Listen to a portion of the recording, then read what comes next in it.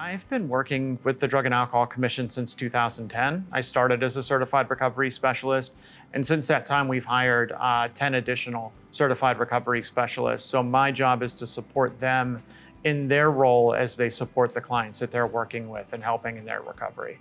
So all of our recovery specialists are people in long-term recovery themselves. Being able to go into a patient's room that recently survived an overdose and share with them that I'm also an overdose survivor, and this is what I did to engage in recovery, and this is what my life looks like today, can really help with engaging individuals, especially in the ER. I've been in recovery a little over 15 years, and when I was seeking treatment, it was always, treatment is here. If you want it, come get it, right? And if you want it bad enough, you'll do whatever is being asked of you. And we've really tried to remove any barriers between people in treatment and people in their recovery process.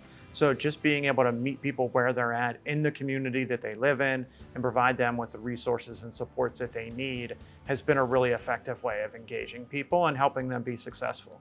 A little more than 10 years ago, through some HRSA funds, we were able to start a nurse navigator program with our treatment providers. So we embedded registered nurses within the outpatient treatment programs to really bring that holistic approach, that whole patient-centered care to those individuals receiving treatment.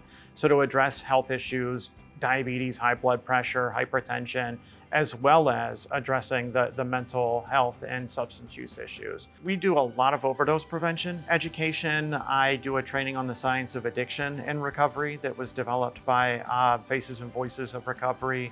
We also do a stigma of addiction training that has been really helpful, particularly for medical staff, doctors and nurses in the emergency department. They see people that come into the ED multiple times in a year or even multiple times in a month that are really struggling and cycling through bouts of recovery and relapse. So we want to show them the positive side of recovery and show them that recovery is possible, not only by providing them with the education and information about the disease of addiction, but also with our recovery specialists sharing our personal experience with them. As you can imagine, when somebody's struggling with substance use or is in a crisis, waiting a day or possibly even 3 days could be the difference between life or death. So we've been able to add on-demand treatment accessibility that 24 hours a day, 7 days a week, 365 days a year.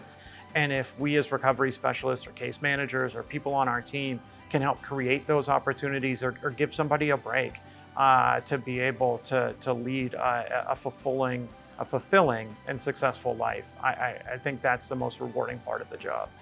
So the Addiction Recovery Mobile Outreach Team, that model is really a warm handoff focusing on the reality that if somebody presents as a patient to a rural hospital, you can't really ignore any substance use disorder concerns they're having or treat them separately from their medical or behavioral health needs. I think one of the biggest things, especially through our warm handoff program, is education, is being able to be in the hospital and build and network the relationships with the providers, as well as the patients, to help patients with advocacy when they feel that they've gained an ally and you're asking them questions that nobody has really asked them before or engaging them in a way that surprises them and feels more hopeful. You can feel that shift.